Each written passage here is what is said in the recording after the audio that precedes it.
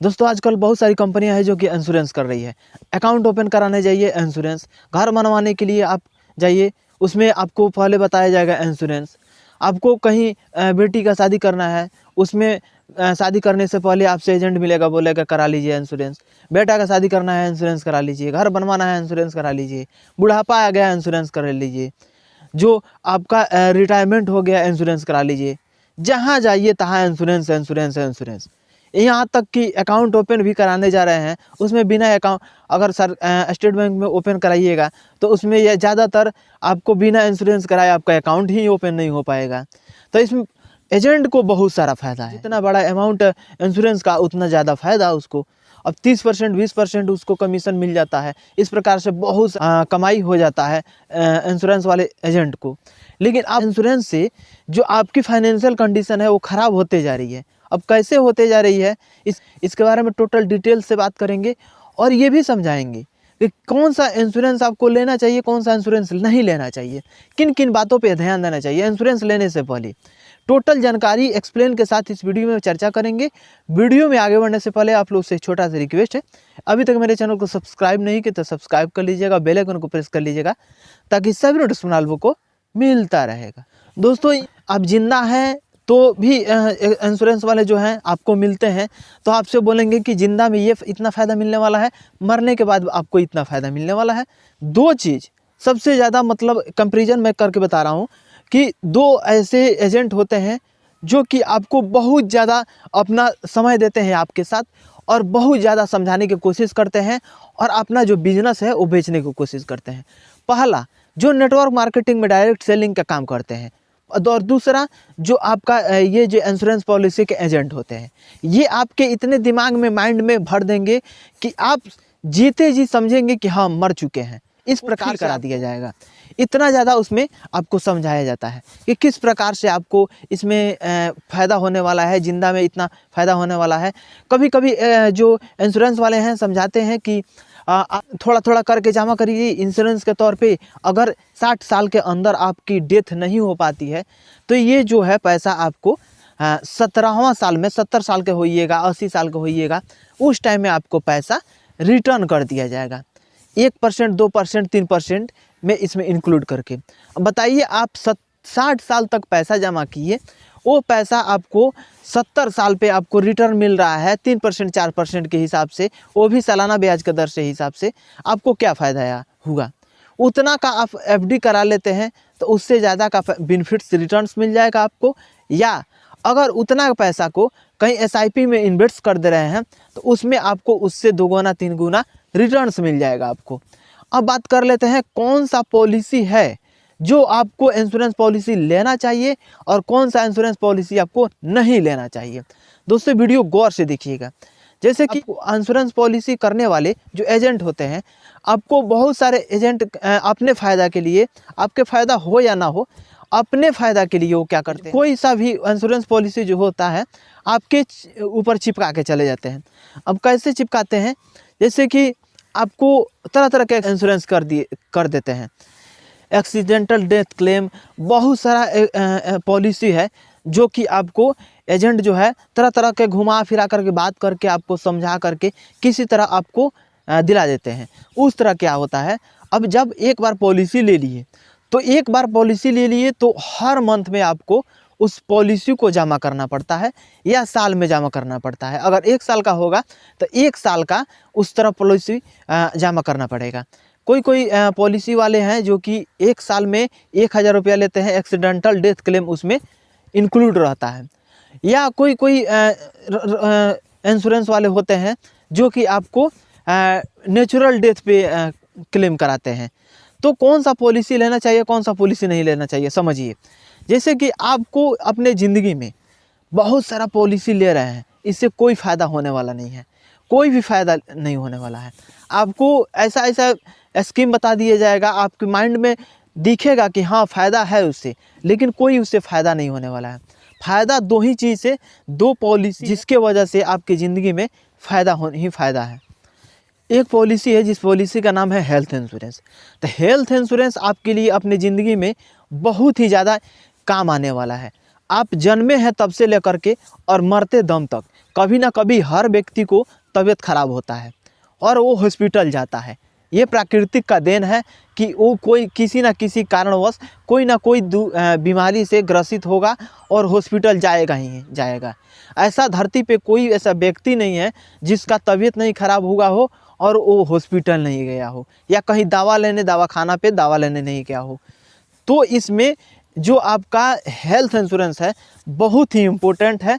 ये जो इंश्योरेंस होता है ये महंगा होता है, क्योंकि इसमें जितना पॉलिसी इंक्लूड करिएगा, हेल्थ इंश्योरेंस का भी कुछ पॉलिसी के अंदर टर्म एंड कंडीशन है, जैसे कि आप कितने दिन के लिए लेना चाहते हैं, क्या क्या चीज़ उसमें इंक्लूड करना चाहते हैं। बहुत सारा पॉलिसी है जो कि आपको दावा कराने से पहले का जो खर्चा है वो दे देती है, या अगर हॉस्पिटल से निकल जा रहे हैं तो हॉस्पिटल से डिस्चार्ज होने के 10 दिन का अंदर का खर्चा भी दे देती है। यानी बहुत सारा फ़ायदा इसमें इंक्लूड रहता है हेल्थ इंश्योरेंस में। तो हेल्थ इंश्योरेंस में दोस्तों सबसे पहले आप लोग को बता दूं कि इंडिया में 70% ऐसे लोग हैं जो कि अपने फाइनेंशियल कंडीशन से परेशान हैं। अब कैसे परेशान हैं? उनका जो सेविंग है वो सेविंग करके कुछ दिन के लिए वो रखते गए। जब उनका सेविंग हो गया तो अचानक पता लगा कि उनके फैमिली में किसी का तबीयत ख़राब हो गया। अब जब फैमिली में किसी का तबीयत ख़राब हो गया तो उसको तो मरने के लिए हम छोड़ देंगे नहीं। तो क्या करते हैं, जो अपना सेविंग का पैसा रहता है उसको हम खर्च कर देते हैं। अब जब पैसा हम खर्च कर दिए तो मेरा फाइनेंशियल कंडीशन ख़राब हो गया। अब वही चीज़ अगर आपके पास हेल्थ इंश्योरेंस रहेगा तो आपको मुश्किल से 20 से 30% जो दवा का खर्चा होता है, जो आप जो हॉस्पिटल में आप भर्ती रहते हैं उतना का खर्चा आपको 30% 20% आपको देना रहता है। बाकी जो हेल्थ इंश्योरेंस वाले जो आपके इंश्योरेंस किए हैं उनके ऊपर क्लेम किया जाता है तो वो लोग भरपाया करते हैं। तो इस तरह से बहुत ही बेनिफिट्स है हेल्थ इंश्योरेंस का। दूसरा बात कर लेते हैं टर्म इंश्योरेंस, टर्म पॉलिसी बोला जाता है, जो कि बहुत ही बेहतरीन है। पहला तो ये आपका हेल्थ इंश्योरेंस हो गया, जो इसका आप फ़ायदा जान गए कि किस प्रकार से आपको फ़ायदा मिलने वाला है, किस प्रकार से इसमें आपको बेनिफिट्स मिलने वाला है। दोस्तों लगभग मेरे हिसाब से 90% लोगों को हेल्थ इंश्योरेंस करा लेना चाहिए। जब आपका एज 18 से ज़्यादा हो रहा है तो उस कंडीशन में आपको हेल्थ इंश्योरेंस करा लेना चाहिए। दूसरा इंश्योरेंस, जब आपका 25-30 पार हो जा रहा है तो उस कंडीशन में आपको क्या करना चाहिए कि आपका जो है टर्म पॉलिसी ले लेना चाहिए। अब ये टर्म पॉलिसी क्या होता है समझिए गौर से। टर्म पॉलिसी ये होता है कि अगर मान लीजिए आपका जो शरीर है ये तो कभी ना कभी ख़त्म होने वाला है, कभी ना कभी व्यक्ति मरने वाला है, तो इसका टर्म पॉलिसी इसमें काम बनने वाला है।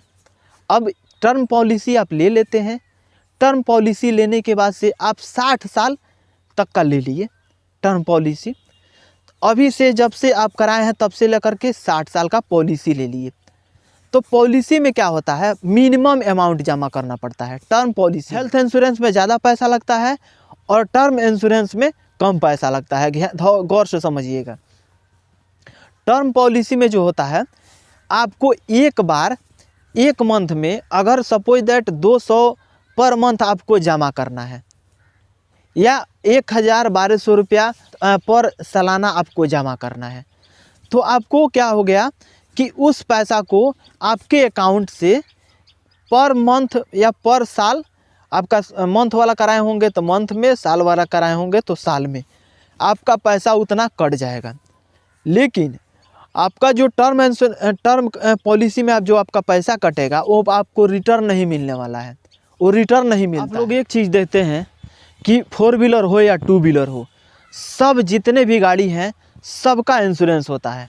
तो जब गाड़ी का एक्सीडेंट नहीं हो तो आपको पॉलिसी नहीं मिलता है, लेकिन उस पॉलिसी का जो चार्ज होता है, जो इंश्योरेंस कराते हैं वो तो चार्ज आपको देना पड़ता है। किसी किसी का इंश्योरेंस हो जाता है 5 साल का, किसी 1 साल का, किसी का 6 महीने का, इस प्रकार से इंश्योरेंस होता है और उतना का पैसा देना पड़ता है आपको इंश्योरेंस वालों को। लेकिन जब एक्सीडेंट होता है तब तो आपको उस क्लेम का इंक्लूड होता है। अगर नहीं एक्सीडेंट होता है तो आपका जो इंश्योरेंस आप कराए हैं वो आपका बेकार चला गया। तो इसी तरह होता है, अपना जो शरीर का जो है टर्म पॉलिसी ले लिए, टर्म इंश्योरेंस ले लिए।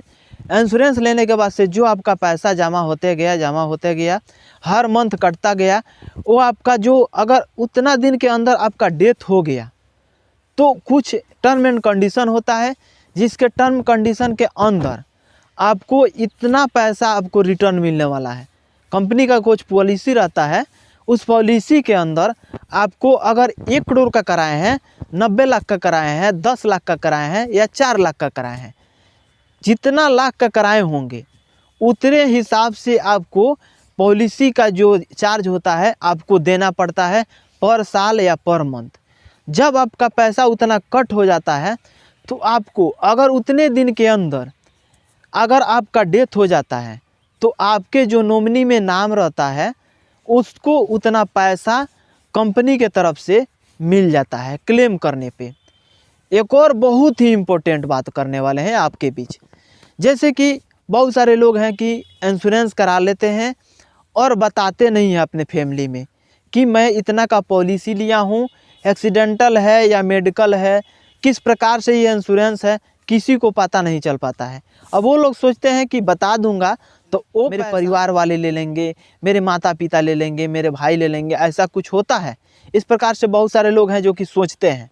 लेकिन अगर आप पॉलिसी लिए हैं तो भले ही कुछ और चीज़ के बारे में अपने फैमिली में किसी को बताएं या ना बताएं, लेकिन अपने परिवार में अगर आप इंश्योरेंस कराए हैं अपने शरीर को, चाहे वो टर्म इंश्योरेंस हो या हेल्थ इंश्योरेंस हो, दोनों में से कोई इंश्योरेंस हो, इसके बारे में आपको अपने पत्नी को, अपने बेटे को, अपने फैमिली में जो हो, जो भी सदस्य हो, उसको अच्छे से इस पॉलिसी के बारे में बता देना है कि मैं इस प्रकार से पॉलिसी लिया हूँ, इसका ये कंडीशन है, इसका इतना पैसा रिटर्न मिलने वाला है, ये इतने साल के लिए है। इस प्रकार से टोटल एक्सप्लेन करके बता देना है, ताकि अगर आपकी शरीर ना रहे, आप कहीं मर जाए तो उसका जो हकदार है उसका हक ना जाए, आपका बेटा हो, आपकी पत्नी हो, जो उसमें इन्वॉल्व है, जो उसमें नॉमिनी में नाम है, उसको आपकी हक मिल जाए। तो ये गलती कभी मत करिएगा। बाकी ये जानकारी कैसा लगा कमेंट बॉक्स में कमेंट करके ज़रूर बताइएगा, दोस्तों के पास शेयर कर दीजिएगा। मिलेंगे नेक्स्ट वीडियो में, आज के लिए बस इतना ही। जय हिंद।